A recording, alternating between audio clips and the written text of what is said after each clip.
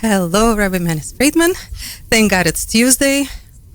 Missed our programs, missed the radio, missed speaking to, missed getting the wisdom, the weekly wisdom that we can count on at this hour. And thank you so much. As I just told our audience, the 2 weeks that we did not have a program is because I was in Israel. I was in Israel, Vat HaPoel, World Zionist Organization. We did voting on different issues. It was a political trip. And one thing I could not understand, why isn't there any Chabad representation? Not in World Zionist Organization, not in Knesset. Is there some kind of law that prevents Chabadniks from participating in the political life of Israel and the world in general? I hope that the explanation is that Chabad works behind the scenes. We're not political activists. We are representing the Jewish view of everything, including politics, including warfare. So hopefully Chabad people are talking to the politicians without becoming politicians, which would be very nice. So there's no real policy that a Chabad member can go into political circles from within, not as a consultant, but actually as a delegate, a member. If he becomes that involved, he's become suspect. A suspect by who? You know, politics does strange things to people. You can't keep a level head. You can't keep an objective view. Once you start getting involved, taking sides, belonging to a party, identifying with a party, it twists your thinking. So we got to stay objective, we got to stay clean, we got to stay pure. And hopefully that influences the politicians. I'm going to say something not very nice right now. I'm sitting down. Every Chabad rabbi who has a congregation, and not just for any other reason, has to fundraise. Doesn't fundraising kind of can also make somebody impure, because it's also kind of, I mean, it doesn't have to, but there's still always a potential there as well. So There is. Not as powerful as politics. And also, tzedakah is a mitzvah. If you won't give to my Chabad house, give to a different Chabad house, but give. So we're really promoting a mitzvah along with the need to support your own Chabad, making friends, reaching people you wouldn't reach otherwise. There's a lot of good. And yes, you always have to be careful. But politics, boy, that eats people up. I mean, look what it does to every prime minister. They come in sounding tough, and all of a sudden... But then I have to ask, why don't we have enough faith in ourselves that we can go inside and change everything from the inside, bring Rabbi's teachings inside politics? It's a good question. But I really believe, I hope, that we are bringing the Rebbe's message to every politician in his office. I'm not sure it would help if we actually became politically involved. Then you can't be neutral, you can't be apolitical. It would be very hard. The Rebbe stayed apolitical, even though he had very strong opinions about what's good for the country and what's not.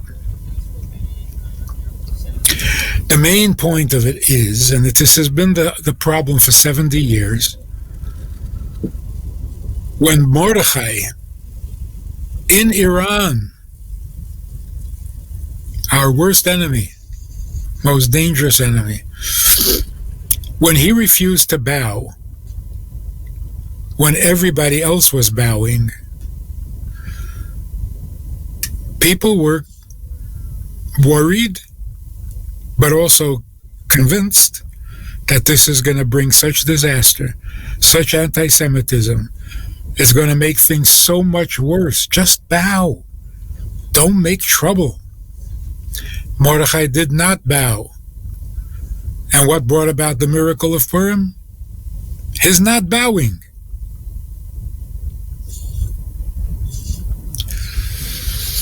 We got to stop bowing. I know it's very scary if for a political leader, for a prime minister, to get up and say, no, there will be no ceasefire. No, there will be no packages delivered. We're at war. And if you don't like war, then don't start one. Stop bowing. Well, criticism or not, Netanyahu is doing exactly that right now. He is standing strong. Do you feel he's standing strong enough? No, because there's constant talk. Yeah, well, we'll try a ceasefire. Well, if they give us the names of the hostages, we'll do a... No, there is no thought, no possibility. There should be no conversation about it at all. Two-state solution is back on the agenda? How did that happen? How did that happen? Also, can you finish the war by the end of the week? And tell me why not. Just end it. I don't mean quit. I mean finish what you started. What's taking so long? You got to kill 4 guys? Takes you 100 days?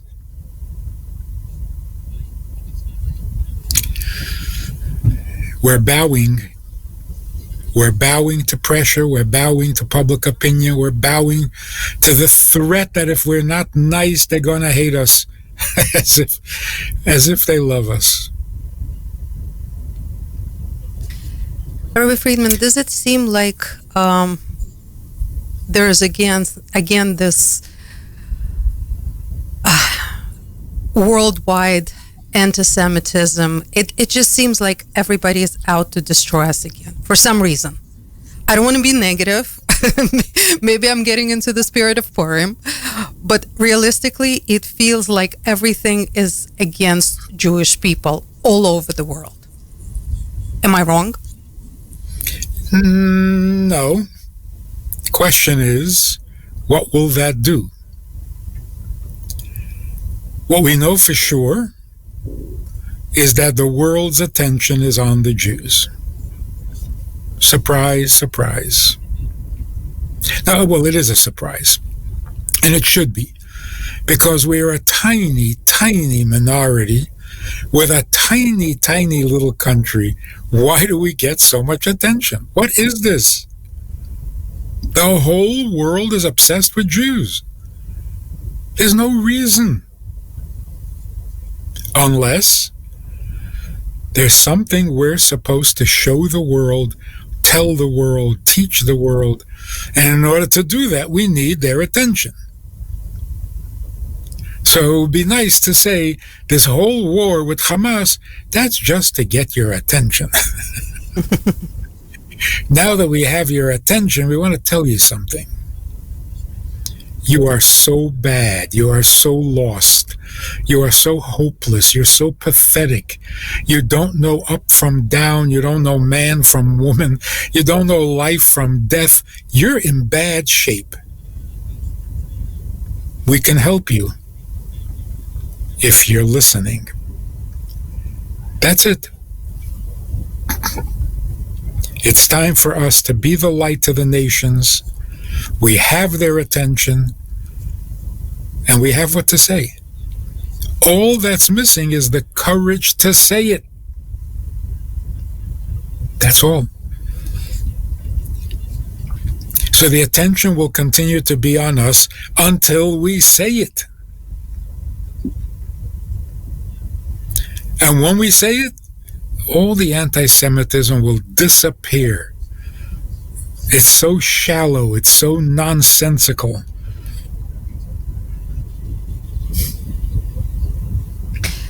Rabbi Friedman, but even that, wouldn't it make sense to say it from some kind of a high point, from a high position? Wouldn't it be nice if we had power behind us in order to say it? Which of course brings me back to my original question, politics. It seems like it's still where the decisions are made and moves are made. So why not there?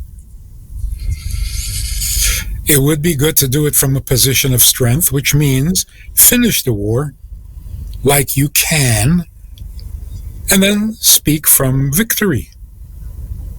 Yes, that would be perfect. Why is the war not over? Why? There's no good reason. None. We fight like we're afraid to win. That's a terrible inferiority complex. That's a lack of sovereignty. So the political system is not working. And everybody agrees to that. But now is not a time to start changing the leaders and the Knesset Now we have to be behind the prime minister and encourage him to win the war. Not undermine him during a war.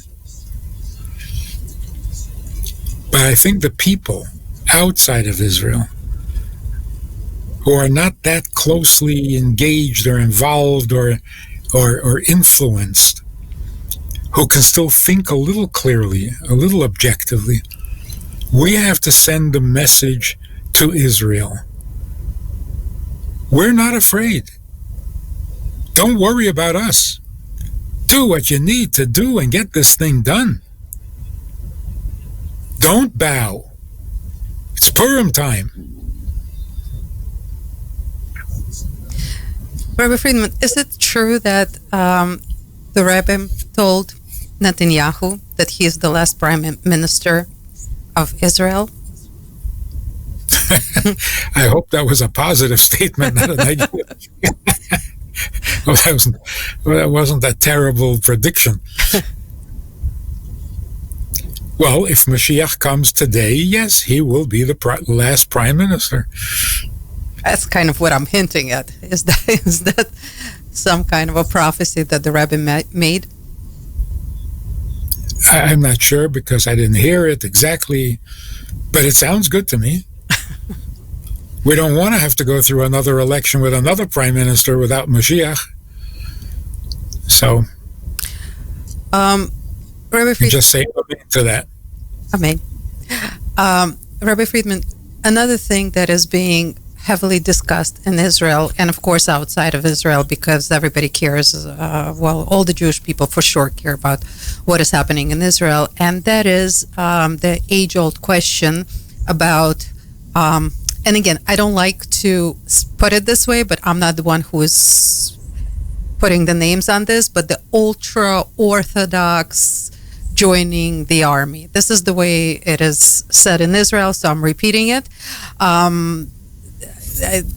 So anyway, we know that Defense Minister Yoav Gallant just proposed a law to put into law that Haredi ultra-Orthodox Jews have to join the army, that they cannot be excused anymore as they have been.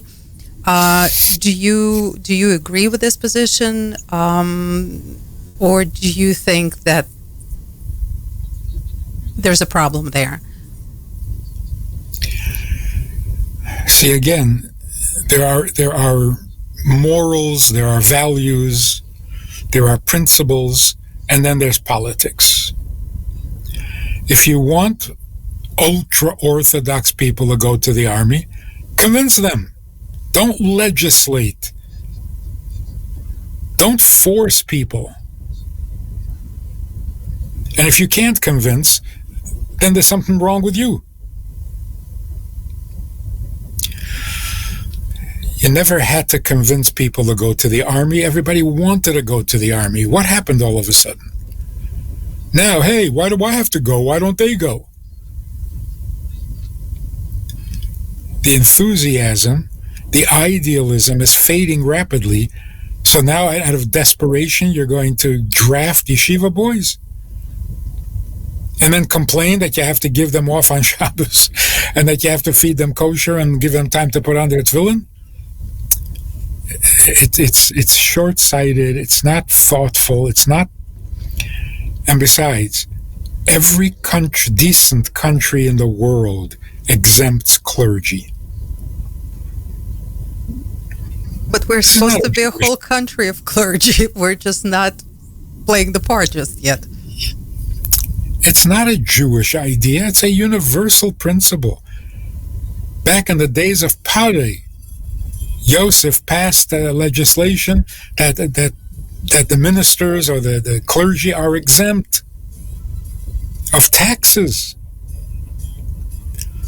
Anyway, it's mean-spirited.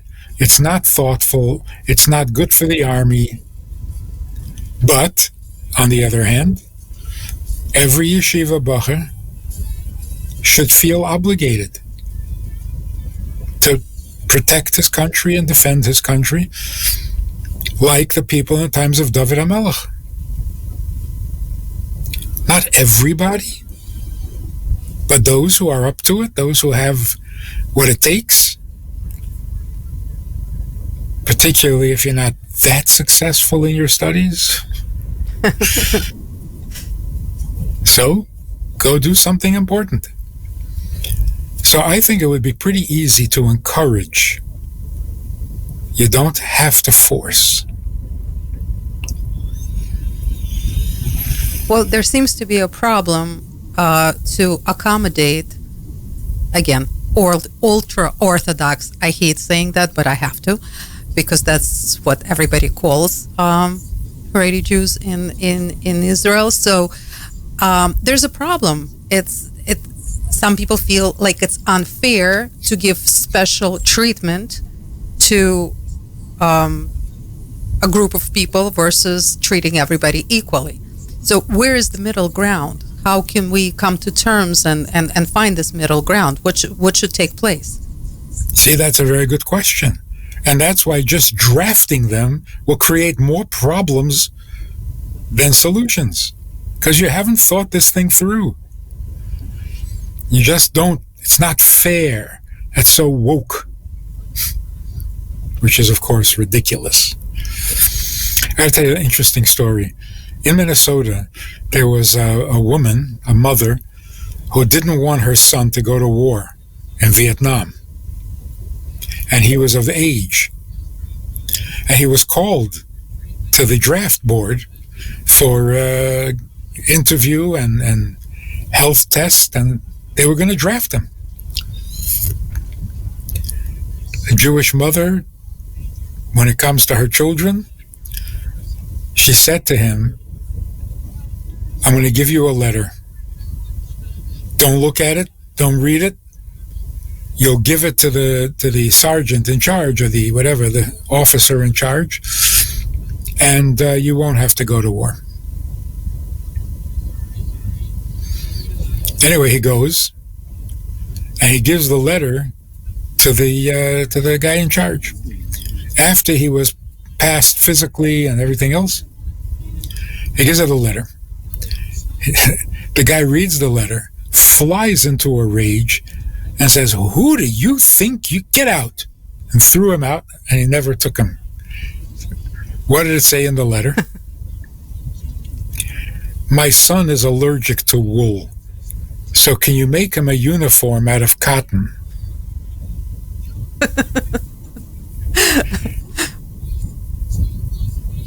Smart. He got so enraged. Oh, we're going to make you special uniforms? Get out. What a brilliant understanding of army mentality. You telling us what to do? Yeah, so they're going to come in there and say, we have to daven mincha now. You know, or my tzitzit tore and now I need new tzitzis. So what are you going to do? By the way, they make the best soldiers. Those who go, because they go with the enthusiasm and the belief and the trust of God behind them. They know they're doing a mitzvah. They are not bowing. They would make the best soldiers. But yes, they need certain considerations. And how will they get along with those who are not? Anyway, it's a complicated thing, and it's not just draft everybody. Just make chaos balagan. It is very complicated because at the voting, we actually had people who come from service later to vote. No one is excused. I mean, no matter how high up a position someone holds, they still serve, their children serve. There's no such thing in Israel that someone is above somebody else. And this is why people have a lot of problems with, again, ultra-Orthodox who are at this point still excused. And this is the popular opinion. If we're not making exemptions for people in positions or their children, why should we be making exemptions for anybody at this point? So, but if there are no exceptions, who are you fighting for? If everyone's fighting, who is everyone fighting for? You fight to protect your family. Men fight to protect their wives, their children, their homes. If there are no wives and there are no children, there are no homes, what are we fighting for? One of the segments of society that we fight for are our scholars and our righteous leaders, our clergy. That's so normal, that's so natural, it's so universal. You have to have people who are exempt, who you are protecting by going to war. If everybody is fighting, you don't know who you're fighting for. I got to tell you an interesting. At the beginning of last week, I was ready to talk about it on our Tuesday show. I was at a program where the other speaker was a young woman, Israeli, who was kidnapped and spent 55 days in Gaza and was released. To make a long story short, her strength of character, her self-confidence, her purposeful reaction to the whole... The terrorists who were holding her had respect for her. Listening to her, I felt like such a child. This is like the biggest heroes that we had in Russia, who survived the gulags and survived the labor camps and outlived the communists. And those were our big heroes. This girl puts them all to shame. I mean, she didn't have a movement behind her. She wasn't a Chabad chassid. She didn't have years of Hasidic training, of loyalty and devotion and fearlessness. She's just a girl who went to a song festival. It was so humbling. It was so awesome. And she didn't make a big deal about it. It was just like, That's what you got to do. So you do what you got to do. Unbelievable. Rabbi Friedman, the whole Israel is like that right now. I mean, you feel humbled. I felt humbled just being in the presence of any Israeli right now, because the strength and the strength of character that they exhibit right now is uncanny, absolutely uncanny. And I have to say another thing that is everywhere, miracles. Everywhere in Israel, there are miracles. And we have visited Kfar Aza, and we have visited the Nova site. And in Kfar Aza, I was absolutely blown away by the girl who showed us around, who is from Kfar Aza. 30% of the people already returned there, which is incredible.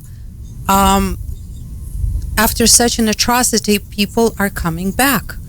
And she was showing us around, and she knew everybody personally because it's a small, quaint place. And she was saying how she did not understand how some houses were almost bulletproof. They were shot at, but the bullets didn't go through. She also showed us a house of a girl who came out and ran into two terrorists who told her that they are Muslims, they're not going to do anything bad to her, for her to go back into the house, that, you know, religious Muslims don't do that, when we know what was done everywhere else in Kfar Aza. But she just returned home and stayed home and was spared. And this is some kind of how can we understand why it would be like that? Why it's not even for everybody, equal for everybody? How were some people spared? And there was a story from one police officer who realistically stood 7 seconds of Kalashnikov round. He covered a rabbi, and all the shots were fired around him. Not a single shot got him. And the terrorist was very close. I mean, he did realistically. He went back and he visited that site, and it was just bullets all around, very close, but not a single one hit him. I mean, what can we make of this spiritually? What should we think about all of these things? Very, very powerful. What it tells us is that those who died did not die by accident, did not die in vain. It was all part of a divine plan. And the proof is, those who weren't destined didn't. In the same place, under the same fire, under the same enemy. Yeah. So you can see that God is carefully choosing whose time had come and whose time had not come. There are no mistakes, no accidents, no wasted lives.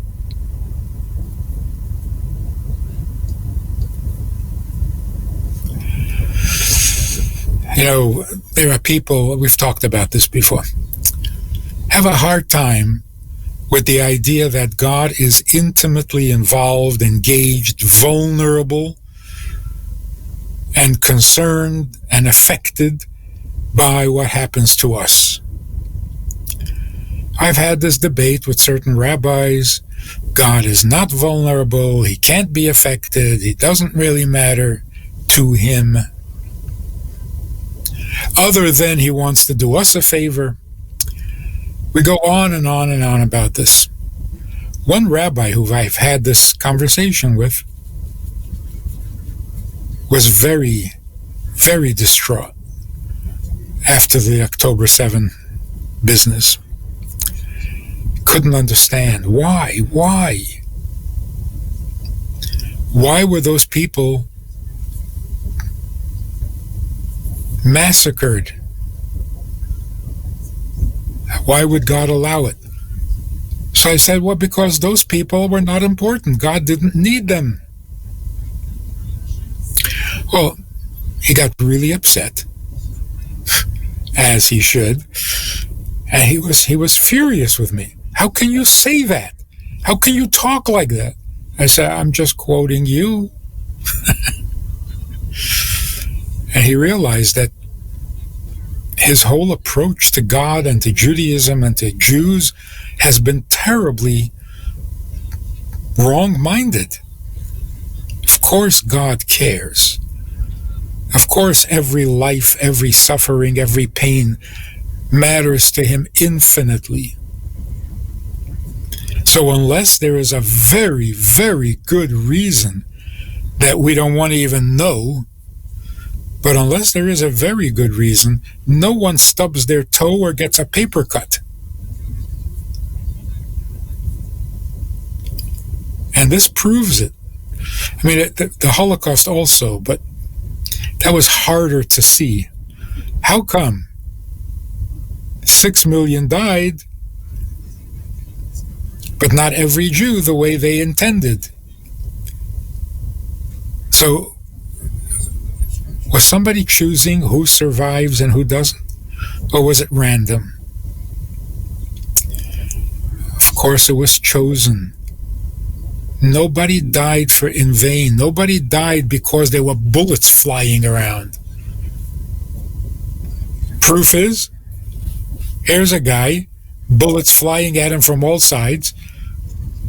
Bullets don't kill unless they're intended to, by the Creator. It's such a powerful statement of God's involvement and God's concern. And so every time we see an act of God, and we only notice it when a miracle happens, but that reminds us that even when we don't see the miracles, they're always happening. Nothing happens without reason. Because if there's no reason for it to happen, then nothing can make it happen. Chaos doesn't cause things. You cause chaos. Somebody wrote to the Rebbe once. He wrote, I find myself in a condition, in a circumstance, and the Rebbe says, no, you don't find yourself, you put yourself there. Don't be such a lightweight. I find myself. You went there, you chose it, live fully. Don't tiptoe through life.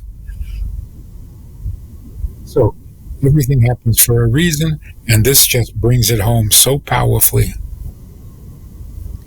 Rabbi Friedman, I hate to turn this conversation into a cartoon, but since we're speaking about everything happening for a reason, I have to ask about the Oscars. What is the reason for that cartoon display of ridiculousness, especially when we have Jewish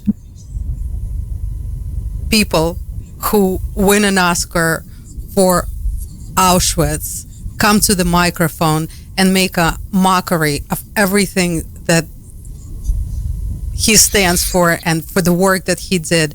I don't want to remember. I don't remember the name of the director who said a ridiculous speech that is being circulated on the internet. But he is not the only one. He's not the only one. It's just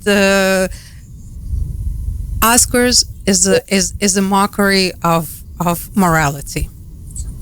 And what is the reason for so much attention for that?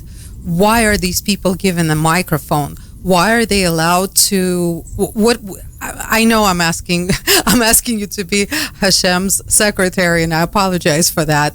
But your thoughts are very, very important. Why are we giving these people such a stage? Why did God give them such a stage? Why we give them the stage is the better question. God works in mysterious ways. Do we also?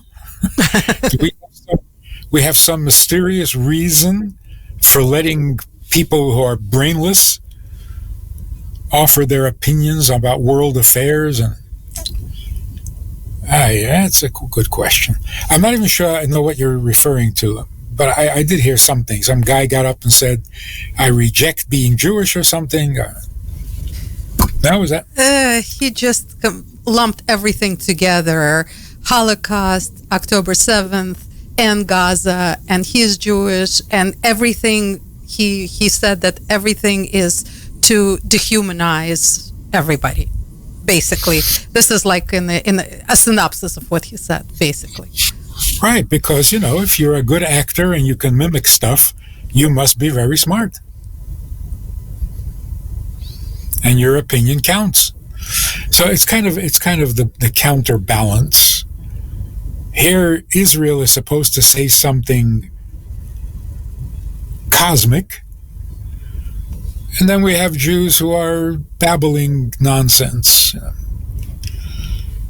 This is the balance of good and evil, light and dark, sweet and bitter. But what happens in Hollywood is the least of our worries.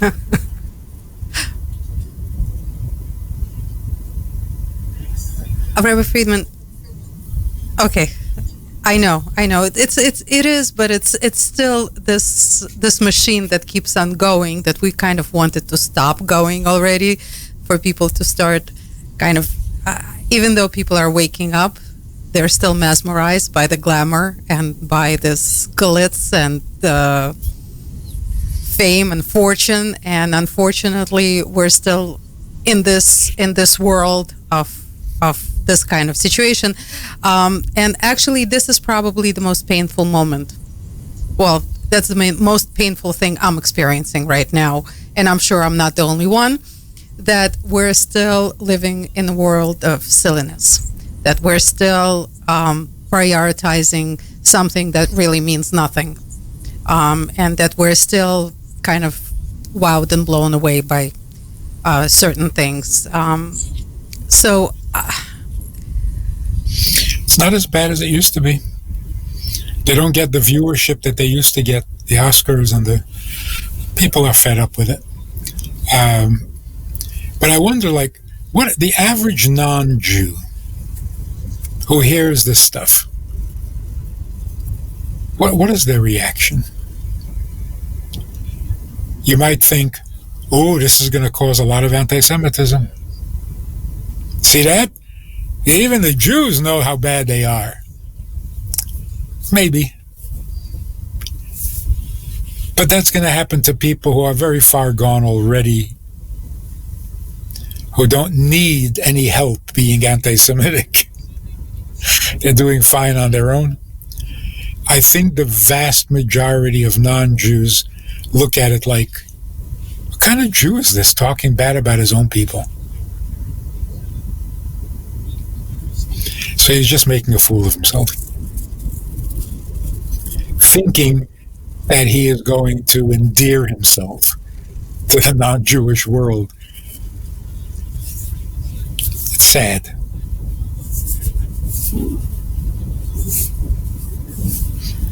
That's part of the bowing.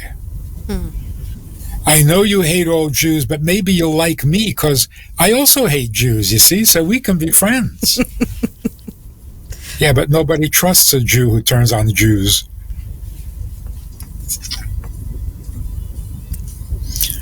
The world knows. The world knows we're the chosen people. They're a little frustrated by it, a little puzzled by it, but they know. And when a Jew says, yeah, well, I'm against being Jewish, well, then go home and be quiet because you don't count.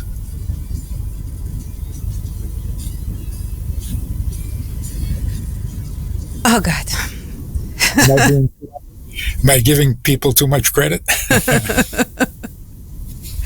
No, it's true. 80% of the non-Jewish world are not impressed by a Jew who wants to endear himself to the non-Jewish world at the cost of his fellow Jews. Nobody buys it. It's nasty.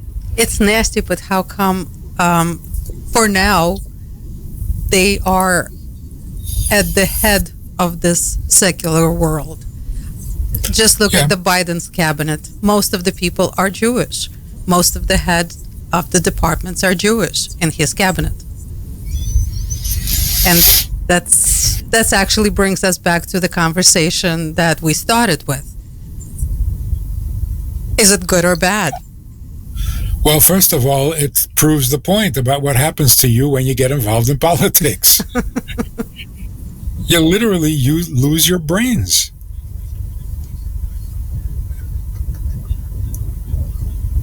Yeah, it's like fanatical fans of a baseball team.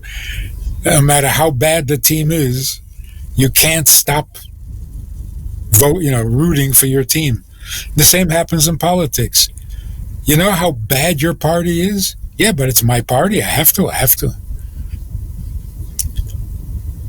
So,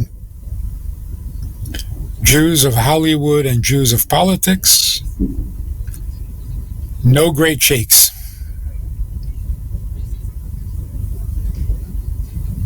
I hope they're not the cause of antisemitism. Well, they're certainly not the solution. Today, the trick is to be part of the solution. The problem we've had for a long time. Today, we could be the solution.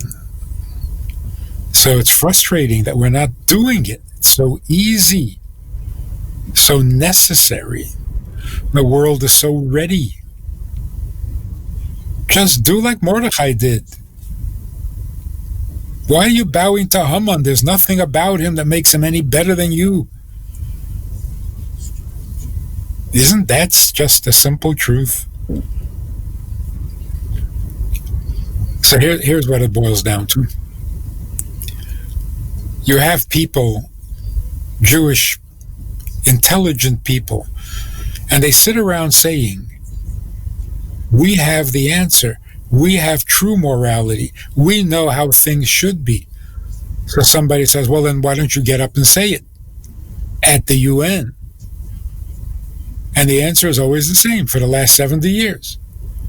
Well, they're not going to believe it just because I'm saying it. Well, then why don't you say Moses said it? Why don't you say God said it? Not on your authority. Well, they don't believe what Moses said. They don't believe what God said. Why would they believe? In other words, and this is really, really dangerous and painful.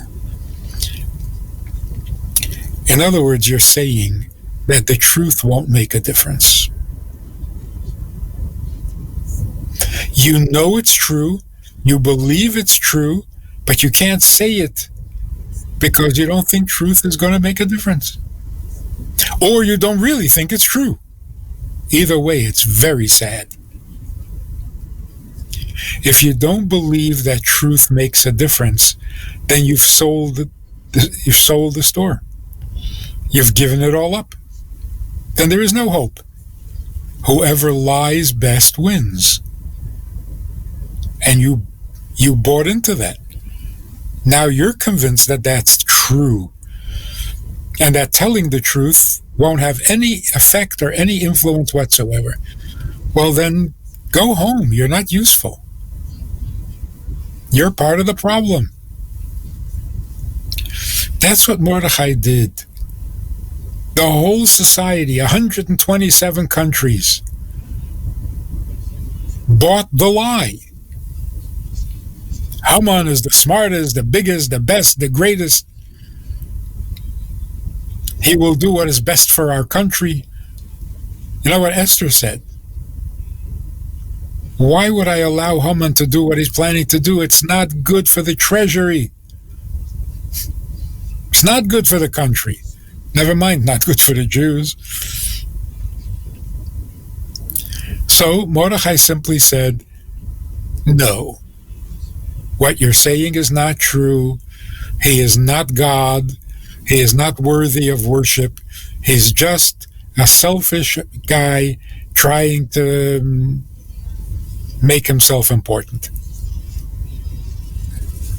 That was the truth, and it changed everything. In a second, The king said, Haman, nah, hang him up. That's it. And all that worship and all that bowing and all that, in a minute it was gone. All the anti-Semitism and all the criticism and all the marching and all the protesting, it could be over in a minute. Because truth is very powerful. Rabbi Friedman, amazing. Thank you so much. Thank you for making it clear. I just hope everybody, I think people are getting on board, and I think the more we speak about it, the more on board they're going to get. So, yeah, compromising is over and done with. We have to stand ground, and we have to be strong, and we have to learn from a lot of people who are in this position now, like the girl you spoke about, and learn from our past, from our from the heroes in our history, and hopefully this is the way we're gonna win very, very quickly this ridiculousness that we just need to win over, and be done with it. So thank you very much. This show is a breath of fresh air. Wow. In a polluted city. Rabbi Friedman, thank you so much. Your words mean the most, and I really appreciate it. Thank you so much, and until next week. Happy Purim. Happy Purim. Thank you.